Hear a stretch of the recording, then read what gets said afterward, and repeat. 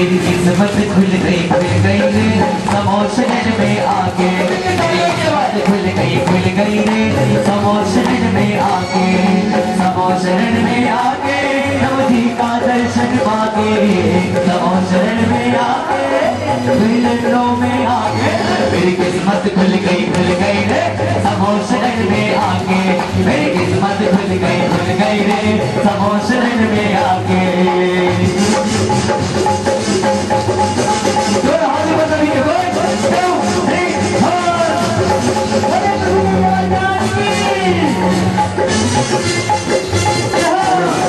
चलिए दीपक लेके आना है जल्दी से। चलो शरण में चलो, समाव शरण में आज की चलो, भक्ति पूजन कर लो रे।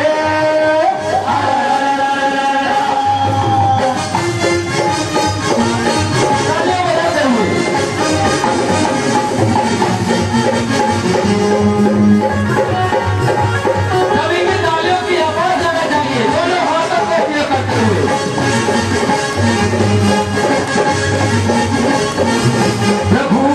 दर्शन आज के माया कि सबका भाग्य आज जगाया, कि हमने दर्शन प्रभु का पाया, कि हमने अपना भाग्य जगाया, कि हमारी किस्मत खुल गई रे।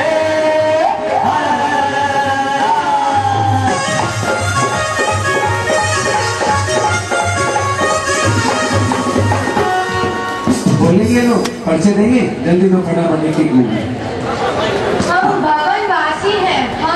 देव की पूजा करने, देव के दर्शन करने आए, समोशरण की पूजा के दर्शन करने आए हैं। ये आपके साथ कौन है? ये हमारी देवी है। बहुत अच्छा, जाइए अपनी सभा में बैठ करके पूजन करेंगे। हाथी पहली बार जाओ, तुमको भी समानता से अधिकार मिलेगा, अपनी सभा में जाकर के बैठो। आइएगा, आरती शुरू, समय कम सबे शरण की आरती मिलके श्री समोशरण की आरती उतारो मिलके, श्री समोशरण की आरती उतारो मिलके, निहारो मिलके सभी निहारो मिलके, निहारो मिलके सभी निहारो मिलके, श्री समोशरण की आरती उतारो मिलके, श्री समोशरण की आरती उतारो मिलके। झूमते हुए हाथों का उपयोग करते हुए दोनों हाथ ऊपर हो ऐसे।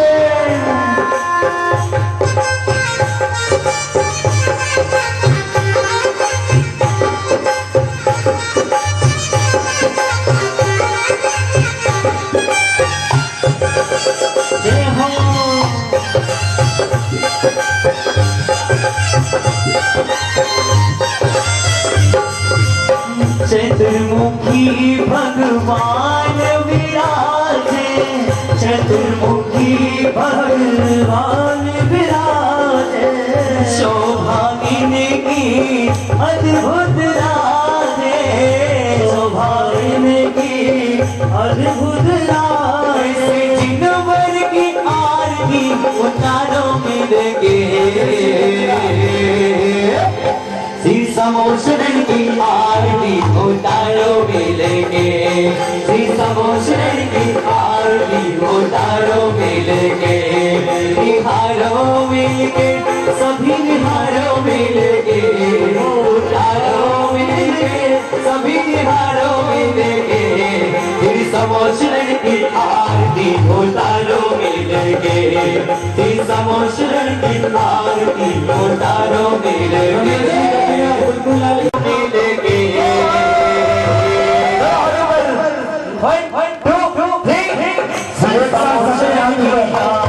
उतारो मिलेंगे श्री समोशरण की आरती उतारो मिलेंगे, निहारो मिलके सभी निहारो मिलके, श्री समोशरण की आरती उतारो मिलेंगे, श्री समोशरण की आरती उतारो मिलेंगे, श्री समोशरण की आरती उतारो मिलेंगे,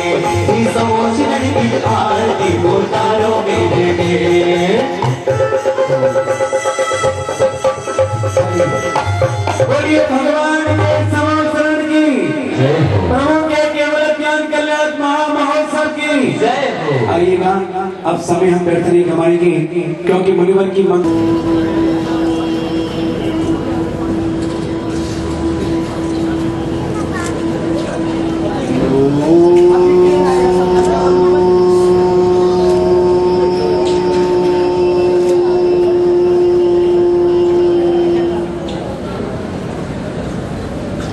ओम राम ह्रीं हूं भगवः आशिया उषाय नमः।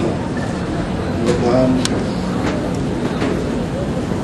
की आत्मा अनादिकाल से जो एक अंधकार रूप में भटक रही थी, शुद्ध उपयोग होना अलग चीज है और शुद्ध आत्मा की अनुभूति होना अलग चीज है।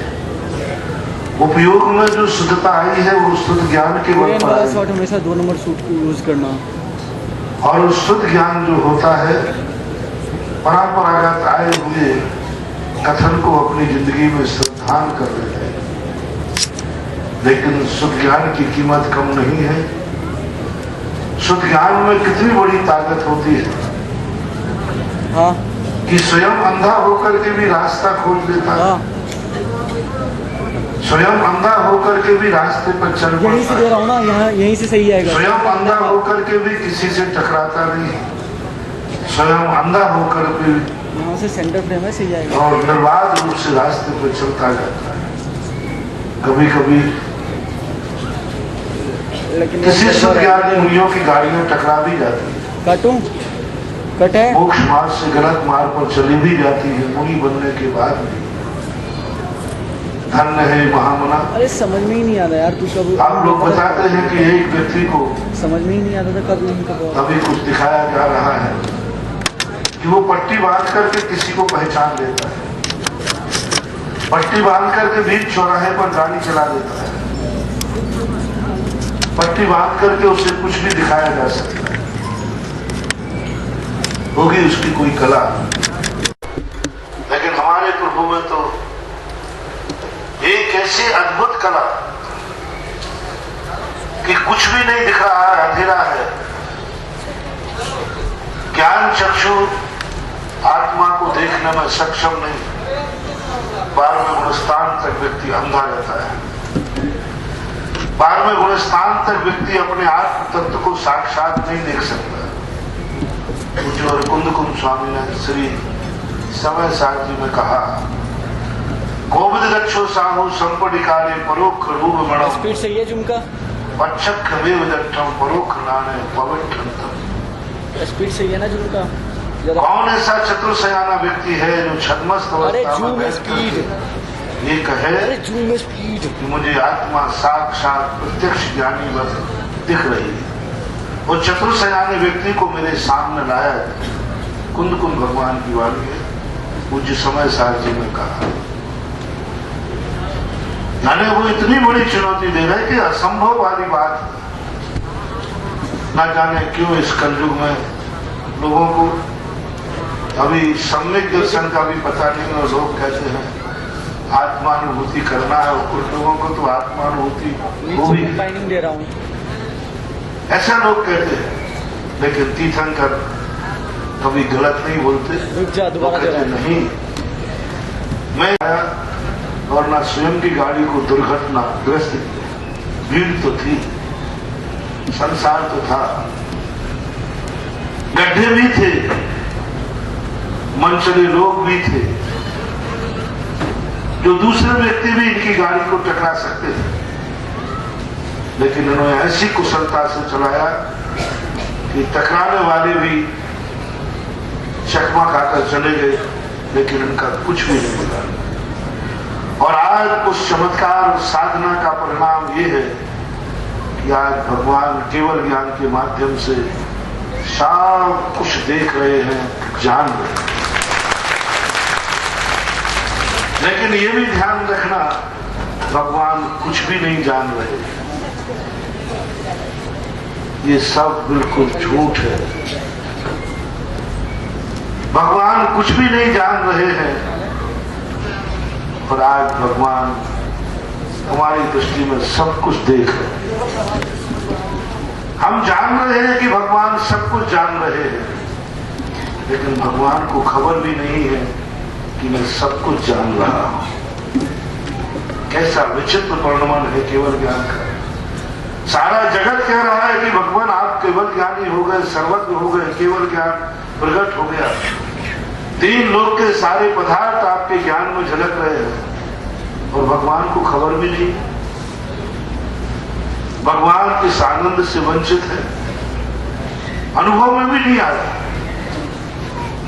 अनुभव में भी नहीं आ रहा, उनके ज्ञान में नहीं आ रहा, उनके पकड़ में नहीं आ रहा, उनको खबर ही नहीं। कैसी बड़ी बात कि सारे जगत को मालूम है कि आपको केवल ज्ञान हो गया है और भगवान खुद को मालूम नहीं है कि मुझे सर्वज्ञता प्रकट होगी।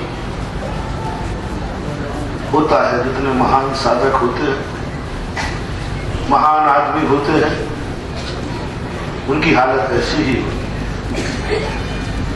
अपने शास्त्रों में आता है कि एक महामुनिराज थे विष्णु कुमार मुनि, उनके पास बहुत बड़ी महाशक्ति प्रकट हो गई। एक दिन शुल्लक जी ने आके कहा, रक्षाबंधन की कथा है, पूरी कथा को प्रासंगिक नहीं है। शुल्लक जी ने कहा कि महाराज आपको बहुत बड़ी शक्ति प्रकट हुई है। बोले तुम ज्यादा भक्ति रखते हो मेरे प्रति, तुम्हारी अंधी भक्ति है। शक्ति मुझे प्रकट हुई पता तुम्हें है, शक्ति मेरे आत्मा में प्रकट हुई और उसका मालूम आपको है और मुझे मालूम नहीं है। बोले सारे जगत को मालूम है कि आपके पास शक्ति प्रकट हुई है। बोले सारा जगत झूठा हो सकता है, जब मेरे अंदर शक्ति प्रकट हुई है तो मुझे मालूम होना चाहिए, मुझे ज्ञान होना चाहिए, मेरे अनुभव में आना चाहिए। कैसे होते हैं ज्ञानी, कैसे होते हैं महान आत्माएं जो अपनी साधना में इतने लीन होते हैं, इतने लीन होते हैं कि उन्हें यह भी खबर नहीं रहती है कि हमें साधना का फल मिलता जा रहा है। वो तो कहते हैं हम तो साधना करना हमारा काम है।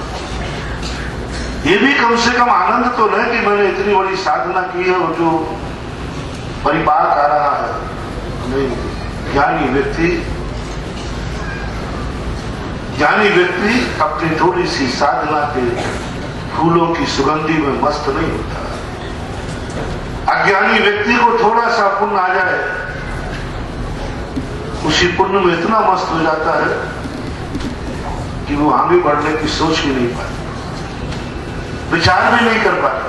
एक छोटा सा पुण्य का उदय मिला, छोटा सा आपको संसार मिल गया, मनुष्य बन गए, छोटे से आपको एक धन दौलत मिल गई, छोटे सा आपको एक परिवार मिल गया, छोटे से आप निरोग हो गए।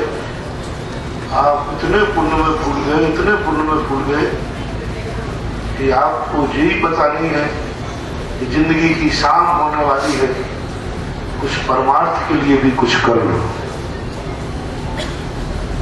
कुछ परमार्थ के लिए कुछ कर लो, कुछ अगले भाव के लिए कर लो। पहले तो मैंने जो किया था वो वर्तमान में मिल गया, लेकिन उस पुण्य के भोग में ये संसारी प्राणी इतना मस्त हो जाता है कि जब बैंक से उसका चेक रिटर्न होके आता है तब पता चलता है कि मैंने बैंक में जितना जमा किया था वो तो सब मैंने निकाल दिया।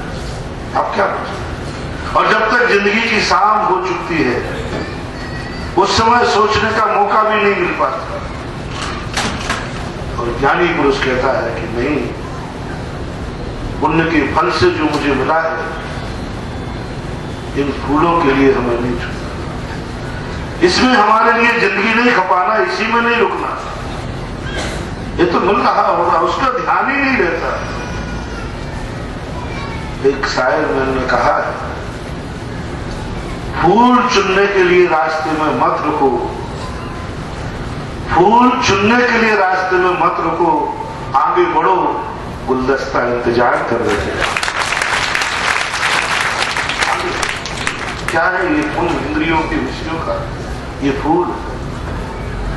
इनको चुनने के लिए हम दिन पर दिन कमाते जा रहे हैं, जिंदगी पर जिंदगी कमाते जा रहे हैं।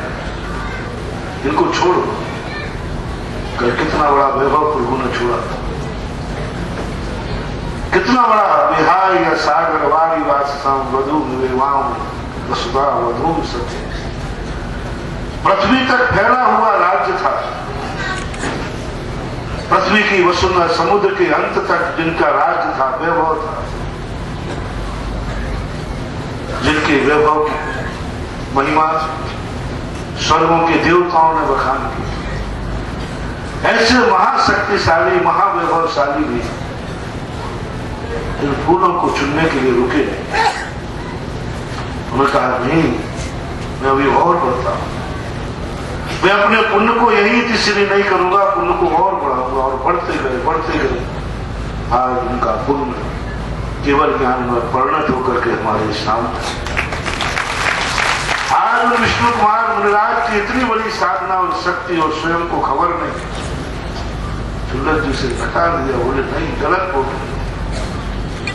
बोले मैं गलत बोल रहा हूं, सारा जगत कह रहा है, सारी दुनिया कह रही है कि आपके अंदर चमत्कार है, अतिशय है, आपको रिद्धियां प्रकट हुई है, शक्ति प्रकट हुई है। बंधु, महान व्यक्ति वही है जिसके पास सब कुछ होकर के भी वो अपने आप को कुछ भी नहीं मानता है। सब कुछ जिसके पास है, लेकिन फिर भी वो अकिंचित कर्मणा है। विष्णु कुमार ने कह दिया नहीं, मेरे पास कुछ भी नहीं, सब गलत है। चुल्लक जी, आप समय खराब मत कीजिए, कोई दूसरे विष्णु कुमार महाराज होंगे जो महाविलास। चुल्लक जी का पता तो सही था। उन्होंने तुरंत कह दिया, यदि मैं झूठा हूं तो महाराज ने कहा कि यदि तुम झूठे निकले तो ध्यान रखना,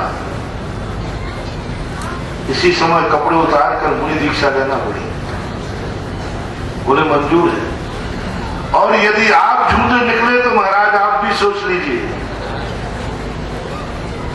मुनि पर छोड़कर 700 मुनियों की रक्षा करने चलना पड़े।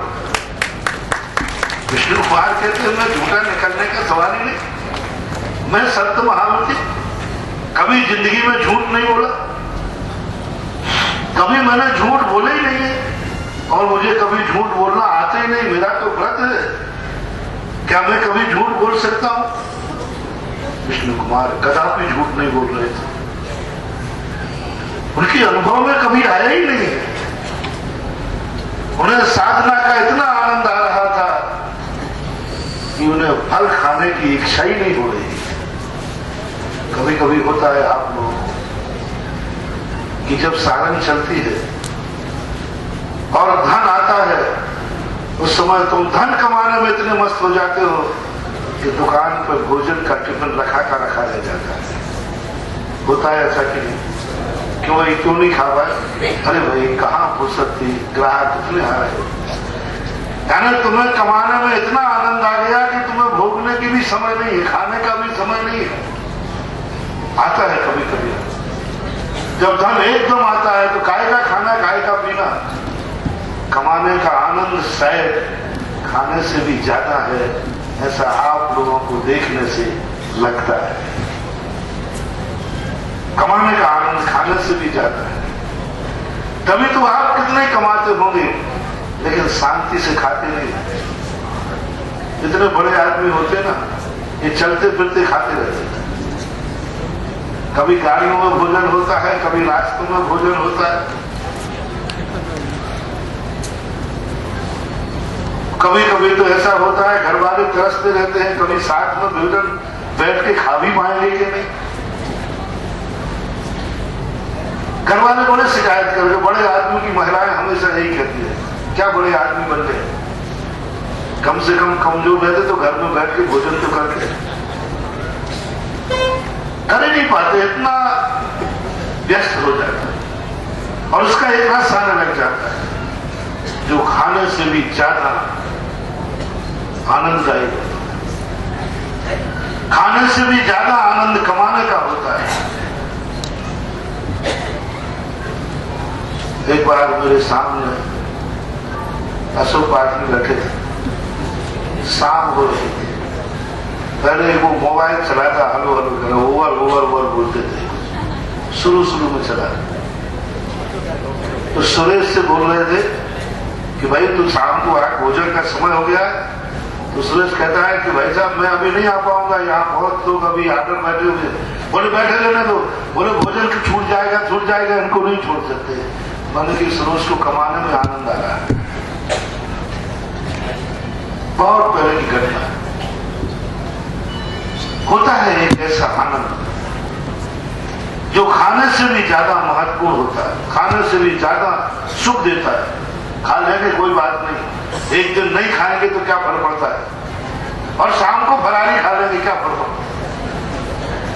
लेकिन ग्राहक छोड़ने का, जैसे एक धन की व्यक्ति की दशा होती है, वो खाने से ज्यादा कमाने में आनंद देता है महानुभाव।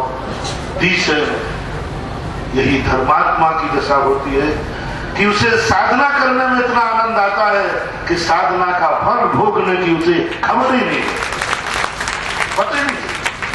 उसे यही मालूम नहीं कि मैंने इतना कमा लिया है, मैंने इतना धर्म कर लिया है, मैंने इतनी तपस्या कर ली है कि मेरे रोम रोम में अतिशय चमत्कार प्रकट हो गया है। मेरे हर शक्तियां, हमारा ज्ञान शुद्ध पवित्र हो गया है। हमारे सामने देवता सारे नौकर बन के खड़े हैं, हमारी शक्तियां प्रकट हो गई। साधक कहता है क्या प्रबलता है उसे, जो कमाने में आनंद है, जो साधना करने में आनंद है, वो साधना के फल भोगने में नहीं। धनी की और धर्मात्मा का एक ही लक्षण होता है, एक ही प्रवृत्ति। वो कहता है नहीं, मुझे कमाने दो, मुझे साधना करने दो, मुझे फल भोगने के लिए साधना से वंचित मत करो। क्योंकि जब जब फल भोगा जाता है, व्यक्ति को साधना का स्तर छोड़ना होता है। जब जब साधना के फल में स्थिर होना पड़ता है, तब तक साधना की गति रुक जाती है। और ज्ञानी कहता है मैं वहां पर फल भोगूंगा जिसके बाद फिर मुझे साधना करना होगा। रास्ते में नहीं रुकूंगा। रास्ते में रुकने से अर्थ है कि अपने समय को व्यर्थ। विष्णु कुमार मुनराज ने ऐसी साधना की, उनको खबर, झूठ नहीं बोल रहे। वो कहते हैं सुंदर जी मैं झूठ नहीं बोल रहा हूं, सत्य महावृत्ति हूं। यदि मेरे में शक्ति होती तो मैं कह देता। बोले आप झूठ बोले नहीं बोले, इससे क्या फर्क पड़ता है। आप होंगे सत्य महावृत्ति, लेकिन मैं भी कोई असत्य महावृत्ति तो नहीं हूं, लेकिन अणुवृत्ति तो हूं। पूरी सांची नहीं निकलेगी, आदि तो। विष्णु भगवान ने हाथ बढ़ाया, धन्य है। देवताओं ने जय जयकार कर दिया, देवता आकाश से जय जयकार कर दिए। धन्य है ऐसा साधक जिसको इतनी शक्तियां प्रकट होने के बाद भी स्वयं को भी खबर नहीं कि मुझे शक्ति प्रकट है। ये है सच्चे साधक जिनके पास कुछ नहीं होता है। वे चिल्लाते रहते हैं हमारे पास ये शक्तियां हैं, हमारे पास ये शक्तियां हैं, हम तुम्हें कबूतर बना देंगे, हम तुम्हें बिच्छू बना देंगे, हम तुम्हें अभिशाप दे देंगे। समझ लेना ये कुछ नहीं, थोड़ा पाखंड है। जो आत्मा है, आज उदाहरण के रूप में हमने विष्णु कुमार को लाए। आज रुक मैंने कहा एक एक मूर्ति, ना जाने क्यों इस पंचकर्मा में ऐसी मूर्तियां आई हैं जिन पर से आंख की दृष्टि नहीं लग रही। इन मूर्तियों को देखने का मैं सूर्य मंत्र देना भूल जाता हूं। इन मूर्तियों को देखते देखते मैं सूर्य मंत्र भूल गया और मैं देखने बैठ गया। बाद में पता चला कि अभी तो प्रतिष्ठा तुम्हें करना है, अभी तो सूर्य मंत्र। ऐसा आकर्षण, ऐसा उनका देह, ऐसी उनकी परिणति। इस मूर्ति को देखते ही ऐसा लगता है कि तेरी मूर्त इतनी सुंदर, एक मुझे बढ़कर एक मूर्ति, एक से एक बढ़कर मूर्ति का स्वरूप। उनको देखने पर और अलौकिक मूर्ति। तो मैं भगवान को देखता हूं, जब मंत्र देता हूं मैं भगवान की दृष्टि से दृष्टि मिलाता हूं, भगवान को देखता हूं कि भगवान मेरे से आकर्षित है या मैं आपसे? आपकी मूर्ति यदि मुझे आकर्षित कर ले तो मेरा 100 नमस्ते। यही तो सबसे बड़ी विशेषता है। व्यक्ति वहां समर्पित हो जाता है जहां व्यक्ति अपने आप को खोकर के सामने वाले के आकर्षण से आकर्षित हो जाता है। जब व्यक्ति अपना प्रभाव, अपनी शक्ति इतनी कमजोर महसूस करने लग जाता है कि सामने वाले को सब कुछ मानने लग जाता है, वो निमित्त हमें इतना आकर्षण करने लग जाए, इतना आकर्षण करने लग जाए कि हम सब कुछ सुध-बुध खो बैठे, हम अपने अस्तित्व खो बैठे, हम अपने होश खो बैठे और उसके हो जाए, उस रूप हो जाए, उसके लिए मरने को तैयार हो जाए, उसको पाने के लिए कुछ भी करने को तैयार हो जाए, उसको देखते देखते एक क्षण को स्वयं का अस्तित्व खो जाए। समझ लेना वो बहुत बड़ी शक्ति है जो तुम्हारे जीवन का उद्धार करे। सदा मूर्तियों में बहुत सारी मूर्तियां भारत में ऐसी हैं जिनको देखने से मेरे जीवन में ऐसी घटना घटी जहां मैं अपने आप को खो बैठा, अपने आप का अस्तित्व खो बैठा और मूर्तियों ने इतना आकर्षण किया, इतना आकर्षण किया कि ऐसा लगने लगा कि ये वो चूल है और मैं इनके चरणों की धूल। जब व्यक्ति को किसी निमित्त के सामने अपने आप को बौनापन महसूस हो जाए कि मैं कुछ नहीं हूं, तो ये शक्ति समझ लेना वो मूर्तियों में चमत्कार। और ये भीलवाड़ा के पंचकन्या से निकली हुई मूर्तियां जब पंडाल से निकलेंगी, ना जाने किस मंदिर में बैठेगी, उसमें कितना चमत्कार और अतिशय करे। लेकिन मूर्ति का एक अलग, एक बार कोटा के बड़े बाबा मैंने देखे थे, जब मूर्ति बन के आई थी, प्रतिष्ठा नहीं हुई थी, ना जाने उसमें कितना तेज था, ना जाने कितना आकर्षण था। उस मूर्ति को छूते ऐसे लगा कि इसकी अनंत ऊर्जा है। और मैंने उसी समय कहा था, एक दिन ये मूर्ति सारे कोटा के लिए नहीं, सारे भारत का आकर्षण का केंद्र हो। और आज वहां जाके देख लीजिए, जिस नसिया में अभिषेक करने वाले नहीं होते थे, जब मैंने 2001 में चतुर्मास किया था, एक छोटा सा स्थान, आज इतनी बड़ी नसिया बनने के बाद शाम को मंदिर में भीड़ समाती नहीं। वो मूर्ति नहीं कैसा, ये मूर्तियां भी अपने आप में तेज है, आकर्षण है। तो मैंने कहा, भगवान आज तक तुम मेरी जाति में थे, या यूं कहो मैं आपकी जाति में था, तो हमने अपने आप को थोड़ा बड़ा मान लिया। तो क्या बात होगी, बड़ा हूं तो मान लिया। लेकिन आज आपके लिए मेरे मन में भाव आ रहा है कि आज आप मेरे से इतने बड़े हो जाएंगे, इतने बड़े हो जाएंगे, इतने बड़े हो जाएंगे कि हम देखने के लिए भी आंख उठाएंगे तो शायद हम आपके चेहरे को न देख पाए। आप इतने बड़े होने वाले हैं और हो गए। केवल ज्ञान के बाद आप इतने बड़े हो गए, आप अरहंत बन गए, आप सर्वज्ञ बन गए, आप तीनों लोग को देख रहे हैं और मैं अंधा का अंधा हूं। मुझे अपनी आत्मा का स्वरूप भी, कोई दुनिया का कोई भी दृश्य मुझे अपनी आंखों से नहीं देख रहा, देखने में आ रहा है। भगवान ने कहा, बेटा कल मेरी दशा भी यही थी, मैं भी ऐसे तरफ रहा था, लेकिन वो तो ठीक है, आप तो बन गए। लेकिन आप ने एक ऐसी क्या चमत्कार किया कि एक क्षण में आप सर्वज्ञ बन गए। अब बोलो आपको क्या क्या दिख रहा है? बोले मैं सर्वज्ञ बन गया, मुझे तो कोई खबर नहीं। भगवान ने बोला, देखो अपन कह रहे हैं भगवान को केवल ज्ञान होता है, भगवान को सर्वज्ञ बन गए। और भगवान से मैं पूछ के आया हूं, भगवान ने खुद ने कहा है मुझे खबर नहीं है कि मैं सर्वज्ञ बन गया। तीन लोग के सारे पदार्थ मुझे दिख रहे हैं, मुझे खबर नहीं, उन्हें पता ही मालूम नहीं। और केवल ज्ञान सारे जगत में ढिंडोरा पिट गया, शंखनाद हो गया। सारी दुनिया से कहा गया भगवान को केवल ज्ञान, सर्वज्ञ हो गए। सारे तीनों लोगों के पधार सब जानने लगे और लोगों ने धारणा बना ली, जो जो देखी बीत राज ने सो सो होती वीरारे, अनहोनी कहूं न होती काहे होत अधीरारे। मैंने भगवान से बोला, भगवान क्या क्या देखा है आपने? बोले पागल, मुझे तो कुछ नहीं देखा है। बोलो अपन कह रहे हैं भगवान सब कुछ देख रहे हैं और भगवान कह रहे हैं मैं कुछ नहीं देख रहा हूं। ये गलत नंबर डायल किया जा रहा है, ये अंधी श्रद्धा है, अंधा विश्वास है। लेकिन श्रद्धालु कहता है मैं जरूर अंधा हूं लेकिन मेरी श्रद्धा आस्था अंधी नहीं हो सकती। आप सर्वज्ञ हुए और भगवान कहते हैं मैं भी अरहंत हूं, मुझे मालूम नहीं है कि मैं सर्वज्ञ हूं। उज्ज्वल कुंद स्वामी ने नियम सार के अंदर इस बात का खुलासा किया कि भगवान को कुछ भी ज्ञान में नहीं आता।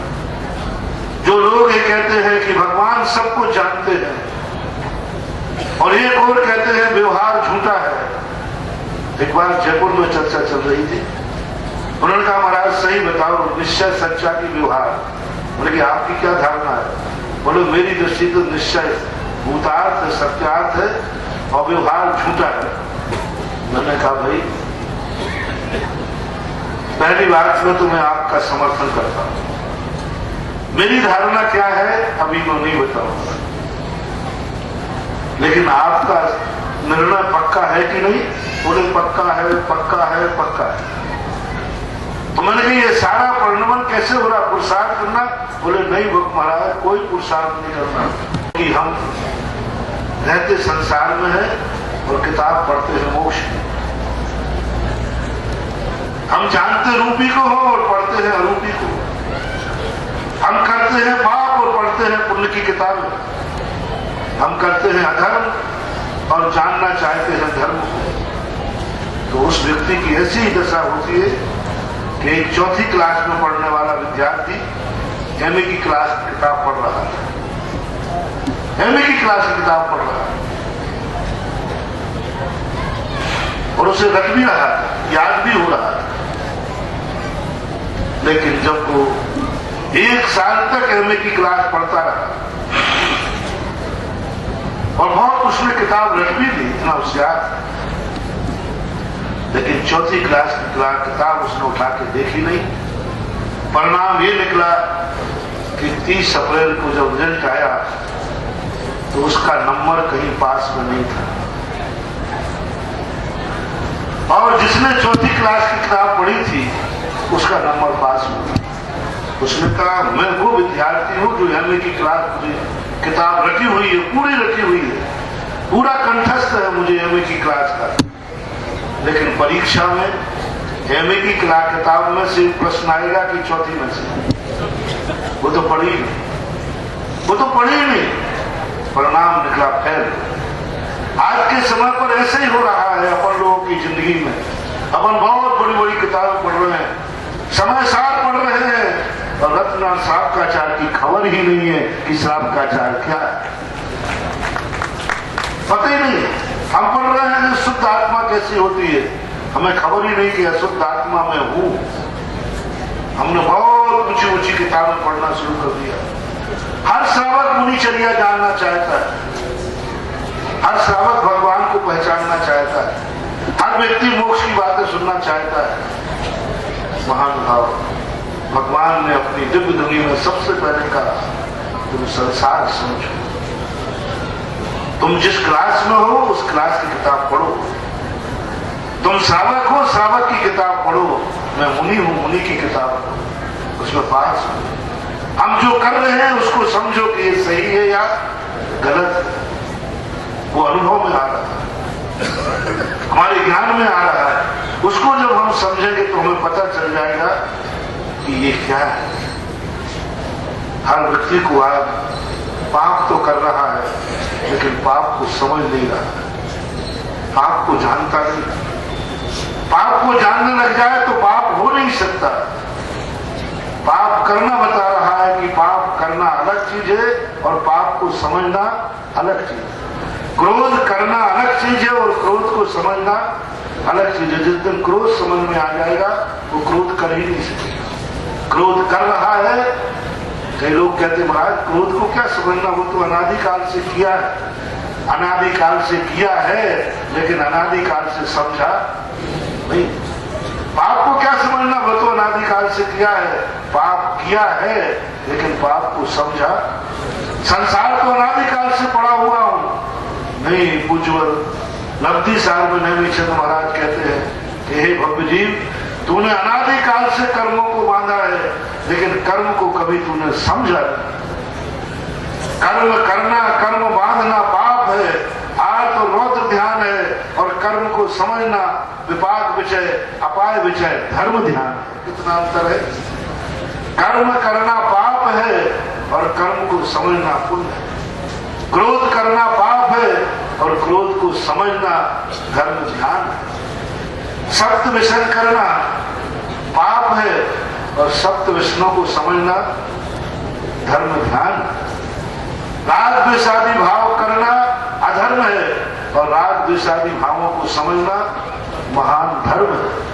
जिस दिन हमने जो किया है, हम जो कर रहे हैं, यदि इसको समझने की चेष्टा शुरू हो जाए, इसका अध्ययन शुरू हो जाए, इसका ज्ञान शुरू हो जाए, तो व्यक्ति का विकास चालू हो। भगवान ने साधकों के लिए, सबके लिए एक सा उपदेश नहीं दिया। द्वादशांग में बहुत बड़ी बात है, भगवान का उपदेश एक मुखी नहीं था, बहुमुखी था। उन्होंने श्रावकों से कहा तुम श्रावकाचार सुनो। दो बातें सुनाई पड़ रही थी, गजब की बात। एक सम्मोषण में बैठे थे 12 लोग, 12 सभाओं में। उन राज को मूलाचार सुनाई पड़ रहा था और श्रावकों को श्रावकाचार सुनाई पड़ रहा था। दोनों ने प्रश्न किए भगवान से कि भगवान मुझे सम्यक उपदेश दीजिए। बोले तुम कौन हो? बोले मुनि। उन्हें श्रावकाचार सुनाई नहीं पड़ा, उन्हें मुनि धर्म सुनने में आने लगा। दूसरा खड़ा हुआ, भगवान मुझे उपदेश दीजिए धर्म का। अरे तीर्थंकरों की वाणी तो सबको एक समान होना चाहिए, एक समान होना चाहिए, वहां किसी प्रकार का भेदभाव नहीं होना चाहिए। और मैं कहता हूं तीर्थंकर की वाणी में इतना भेदभाव है, इतना भेदभाव है कि इतना भेदभाव तो हम मुनियों की वाणी में नहीं, इतना भेदभाव तो आपकी वाणी में नहीं है। आप भी ज्यादा भेदभाव नहीं करते। घर में बोलते हैं तो सबसे एक भाषा में, एक आवाज में बोल जाते हैं, बहुत सारे लोग। मैं भी इतना भेदभाव नहीं करता।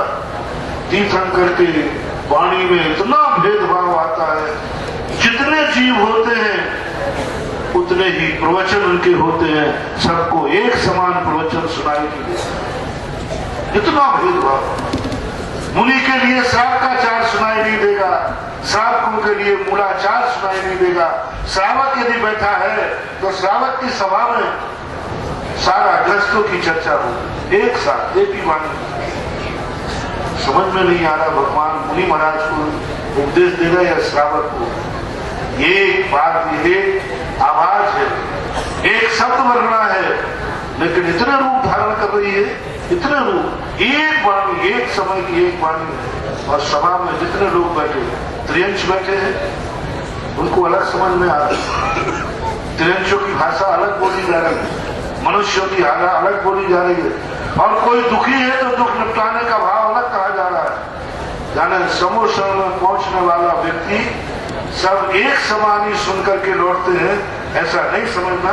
प्रत्येक व्यक्ति वहां अलग अलग प्रकार से सुनता है, अलग अलग प्रकार से है। 718 भाषा है और भाषा के साथ साथ भाषा एक हो तो बात अलग है, अर्थ भी अलग है। सारी मंगल अनंत मंगल सिद्ध मंगल सामंगल के हमारा संकल्प है या फिर आप हमें कोई अच्छा नाम सुझाए। सावधान पवन के लिए ओम नवरात्रि स्वाहा अपवित्र अपवित्र वासिष्ठ तो दुष्टवाध्याय पंचमस्कारं सर्वकाम प्रवचते अपवित्र अपवित्र वासवस्थान का तुलसी सत्य परमात्मा संतुष्टि अपराधित मंत्रोयम सर्वनाथ मंगल सुच संपुष्ट मंगल का ये सुप्रजनों यार सब पाप नष्ट मंगल सबके अयं व्यक्तक्षरं ब्रह्मास्त्रवामेति स्वाहा श्री ब्रजमन स्वस्ति स्वस्ति श्री समूह स्वस्ति स्वस्ति श्री विनायक श्री सुमति स्वस्ति स्वस्ति श्री पद्म प्रशिष्ट पांच स्वस्ति नमः श्री पुष्पदंत स्वस्ति स्वस्ति श्री श्री स्वस्ति स्वस्ति देखते हैं आपका फल के नमस्कार में बड़े सुदूर दिव्य ज्ञान और प्रबोध स्वस्ति क्या सुब्रह्मण्य में कोष्ठ देखिए परमात्मा स्वस्ति मन प्रदान परिपुष्पांश ओम ह्रीं श्री देवता सुब्रह्मण्य विस्तंकर नमः परमेश्वर भगवान अर्घ्यम निर्वपामेति स्वाहा हम लोग केवल ज्ञान कल्याण पूजन की चौबीस दिनों की खाली ज्ञान कल्याण धर्म महिमा पात्रा से महिमा की खत्म धर्म की नहीं बहुत भक्ति सुख दुख सागर धर्म देखिए जड़ पूजा अंदर जाके स्थापना करेंगे ओम ह्रीं श्री विष्णुवादि महानिपन चतुर्विंशति जिनेन्द्रः अवतार